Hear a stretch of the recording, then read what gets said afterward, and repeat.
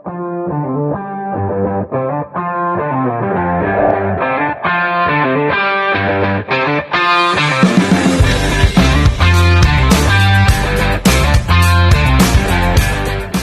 to Podu, satu episode, satu perubahan. Assalamualaikum Sobat Dakwah.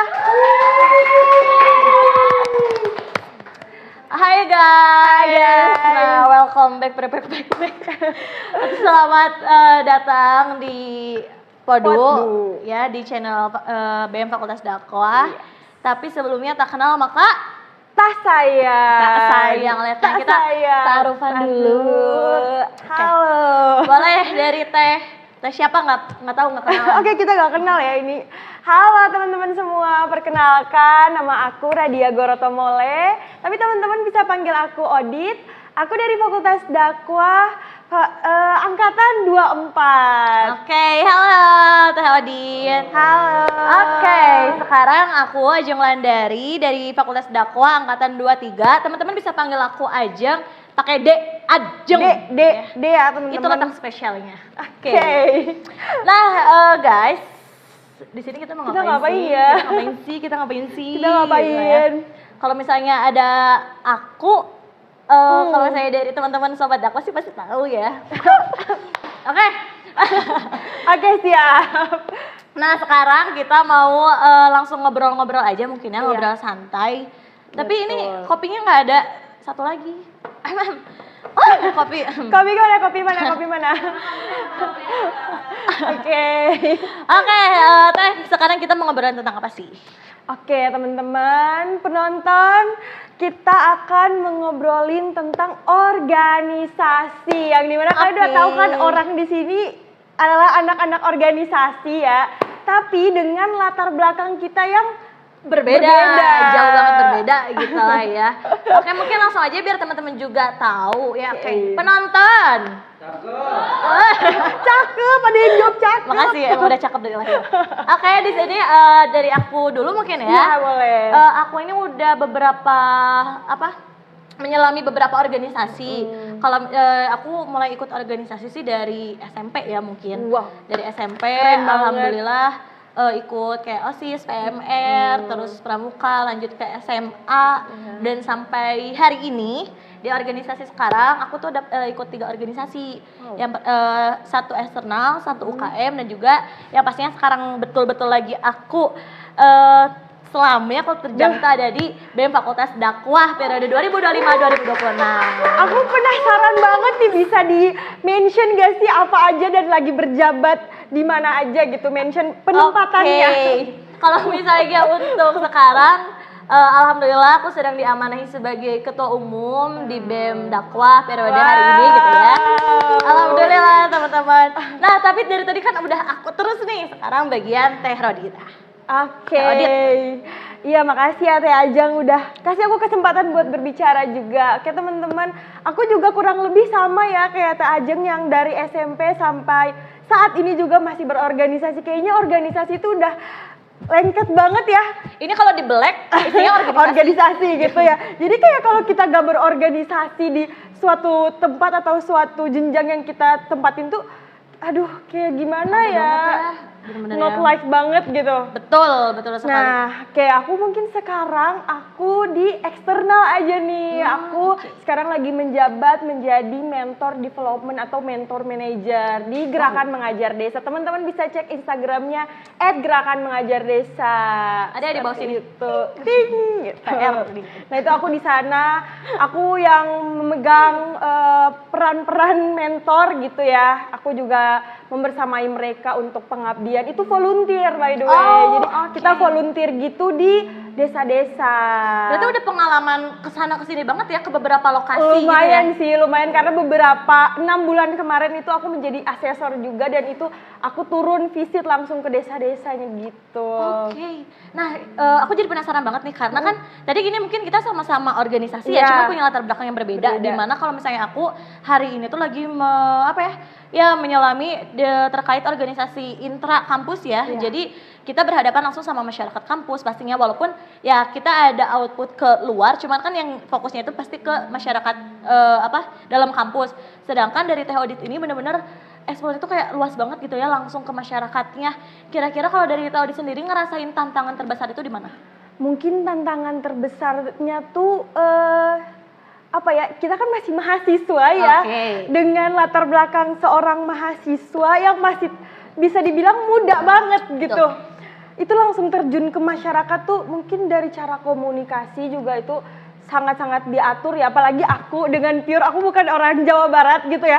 Dengan aku turun ke desa-desa yang di Jabar tuh, aduh itu juga menjadi tantangan bagi aku sih, kayak aku ngerasa ini nih sopan gak ya, atau aduh ini nih bagus gak ya di mata mereka gitu. Terus yang kedua mungkin tantangannya lebih ke perbedaan pendapat ya, karena kita kan kalau Teh Ajeng kan di sini masih dalam satu misi ya, visi dan misi secara Unisba gitu ya, anak-anak Unisba. Kalau kita kan berbeda-beda, nah dimana kita mempersatukan perbedaan itu tuh lumayan susah gitu. Dan aku kerjanya tuh lewat online gitu kan, Teh. Jadi kita kayak konfirmasi, koordinasi gitu lewat online rata-rata. Nah itu salah satu tantangan juga sih menurut aku. Gitu. Nah terus kan kalau misalnya di umur kita tuh sekarang tuh yang benar-benar dari tingkat ego ataupun emosional tuh lagi tinggi gitu ya. Benar. Sedangkan kalau pengabdian tuh kan berarti literally harus terjun nih ke masyarakat, atau enggak ke anak-anak mungkin ya banyaknya. Bener. Suka kayak kesel nggak sih lihat mereka yang hey I didn't know what you do gitu, kayak keselnya ada nggak sih? Pasti ada ya,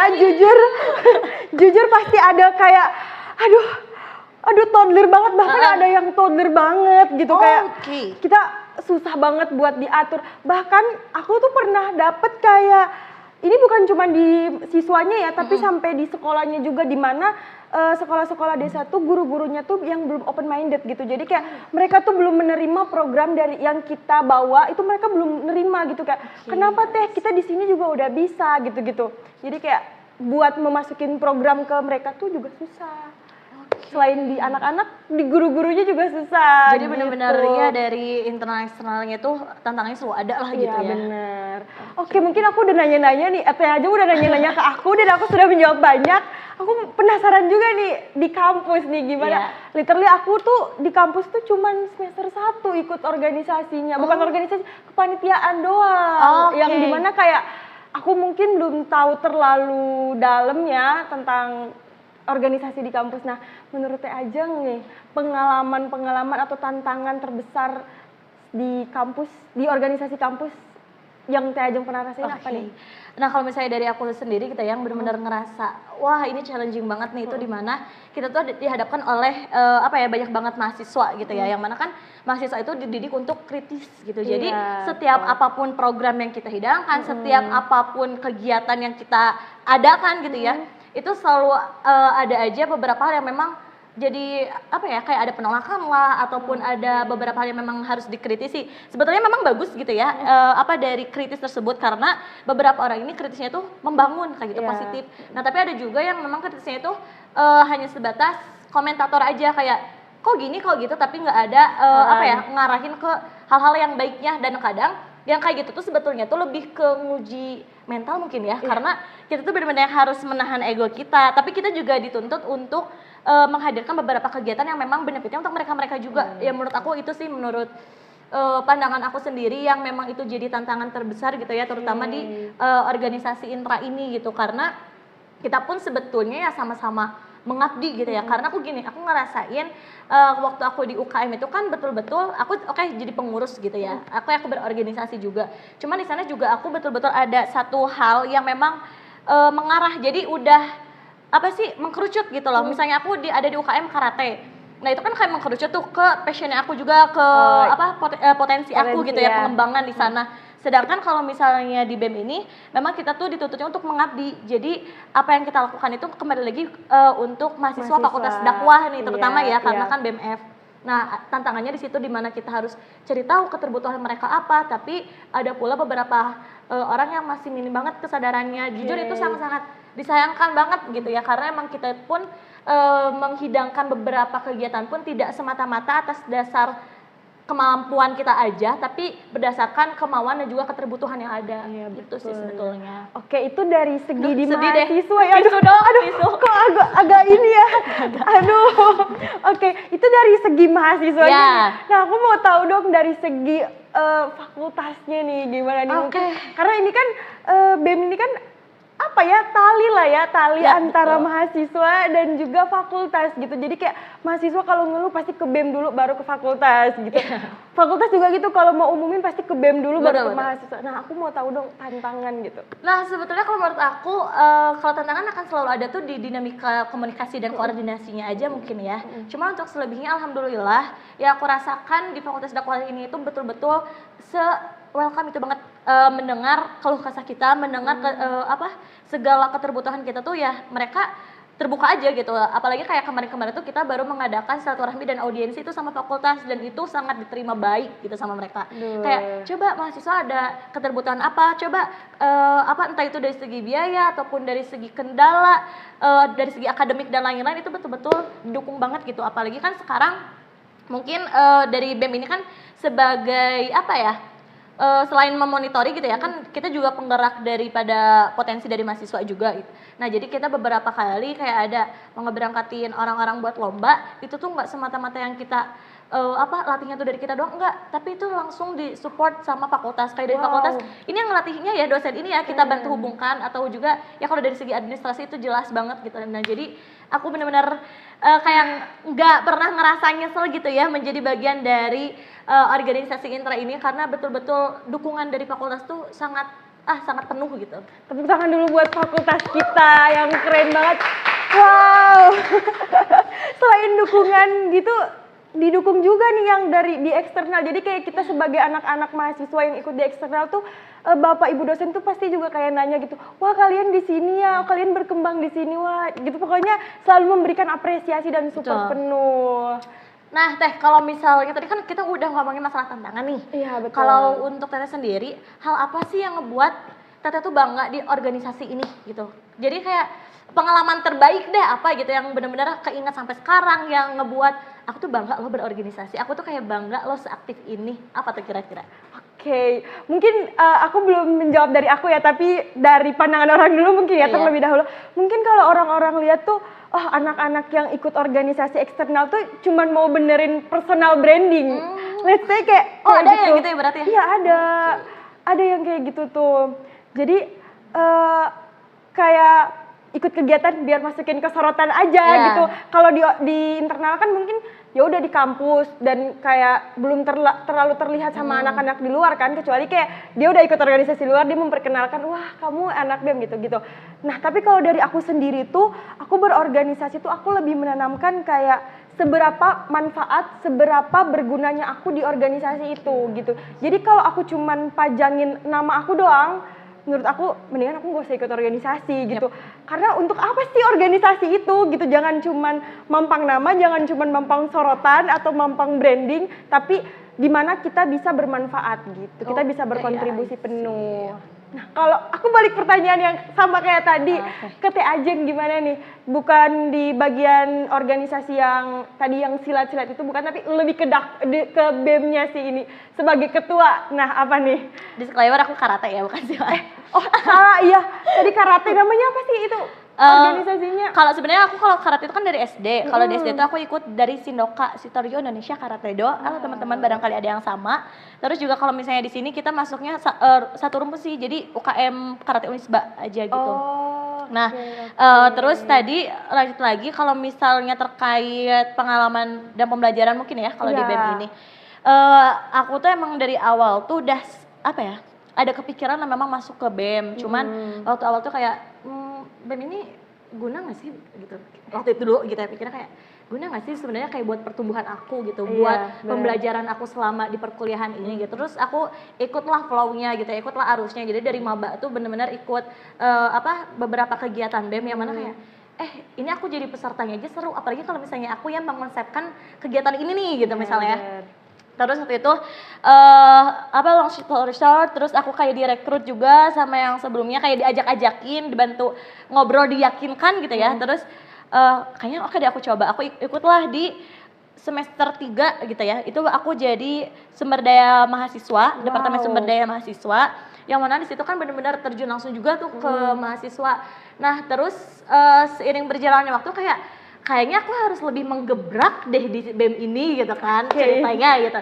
Karena benar-benar aku ngerasa saat itu gitu potensi dari public speaking aku meningkat, dari percaya diri aku ngobrol di sosial juga sangat-sangat meningkat. Jadi awalnya aku cuman gimana ya, mau nanya aja nih di kelas kayak Takut aduh ya? nanya takut salah, padahal kan nanya itu biar tahu jawaban yang benar kan. Benar. Tapi ini aku malah nanya tapi takut salah gitu loh. Benar.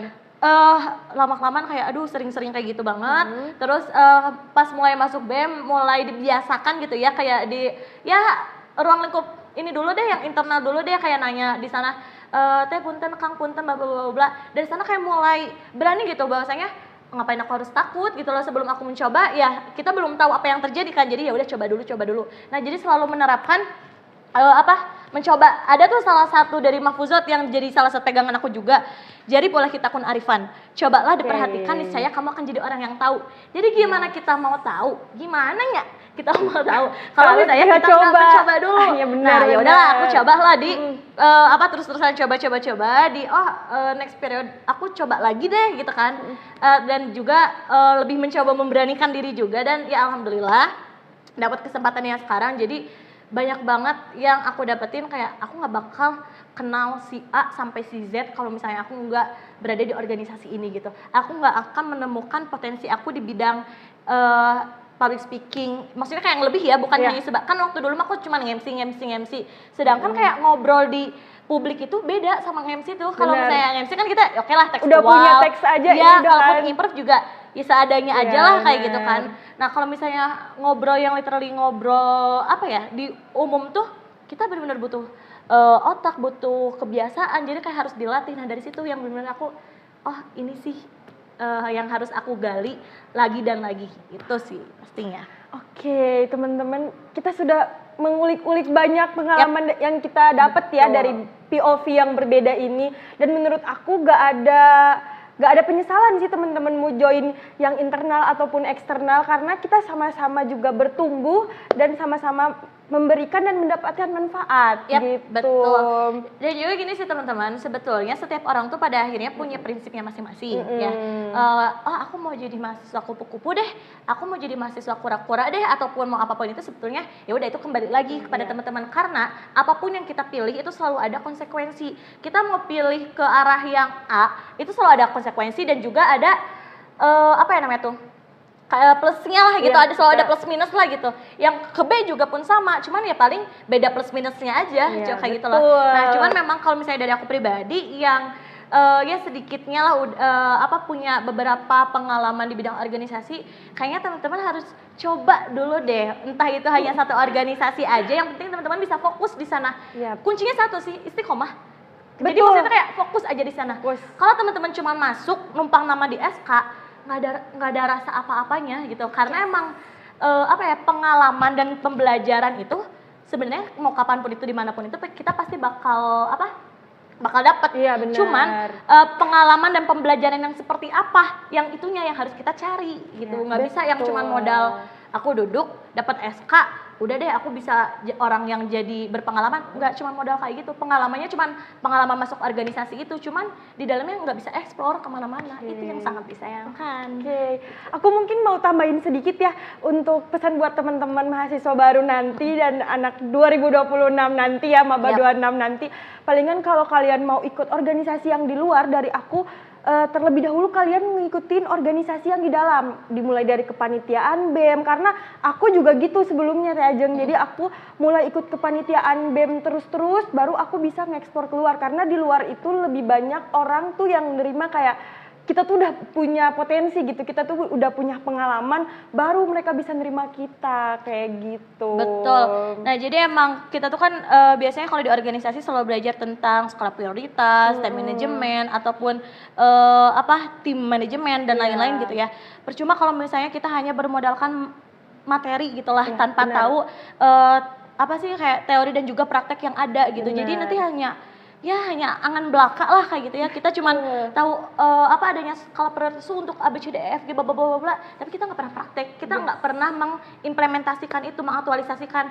Jadi ya udah kita cuma hanya sebatas tahu, tidak memahami gitu. Jadi sayang sekali kayak gitu ya. Iya benar. Banyak orang yang berorganisasi, banyak orang yang udah mencoba ekspor sana sini, tapi dia hanya cuman apa ya, cuman kayak ya mau nyoba-nyoba aja deh gitu, tapi enggak berdampak di dalamnya, dia enggak menggerilya tuh kayak coba A B C D itu enggak dicoba. Nah yang kayak gitu yang bakal menjadikan teman-teman tuh di tempat itu tuh sia-sia gitu. Jadi kayak teman-teman beli rumah terus ya udah deh beli aja, modal beli aja nih, berani beli biar bisa diam di dalam, tapi di dalam tuh kalian nggak berani buat beli buat beli barang-barang lainnya, buat menghias ataupun mendekorasi rumahnya. Ya jadi mau gimana pun itu walaupun kalian emang udah kebeli rumahnya bakal kosong-kosong aja gitu loh. Jadi ya mau di luar kelihatan oh kamu punya rumah tapi di dalamnya kosong, ya buat apa juga, nggak bakal nyaman untuk ditinggali gitu ya, nggak akan ada satu hal yang bisa dipamerkan, kasarnya itu kayak gitu. Sedangkan kalau misalnya kita udah berani yang aku berani nih beli barang-barangnya, check out gitu, terus nanti kerja lagi, terus nanti dekorasi menghias rumah itu kan jadi lebih indah bukan? Jadi kita juga kayak bisa ngajak orang-orang buat masuk ke rumah kita juga bisa berbangga diri kan. Nah itu sesederhana itu kayak gitu sih ibaratkannya ya teman-teman. Betul. Oke Tia Ajeng, mungkin waktunya udah selesai ya. Nggak kerasa 30 menit. Cepet banget ya. Sebenarnya kalau misalnya ada kopi lagi sih kita bisa nambah sejam. Jadi 1 sampai 2 jam gitu. Oke, mungkin hanya itu aja yang bisa kami sampaikan. Kurang lebihnya mohon maaf teman-teman. Karena kami pun masih dalam tahap pembelajaran. Mungkin closing statement dari aku ya. Ijhad wala taksal wala takun ghafilan fanadamatul uqbal liman yatakasal. Bersungguh-sungguhlah dan jangan bermalas-malasan, karena sesungguhnya penyesalan itu bagi orang yang bermalas-malasan. Wow, tepuk tangan dulu dong. Oke, teman-teman terima kasih atas waktunya. Kami berdua pamit undur diri. Wassalamualaikum warahmatullahi wabarakatuh. Dadah.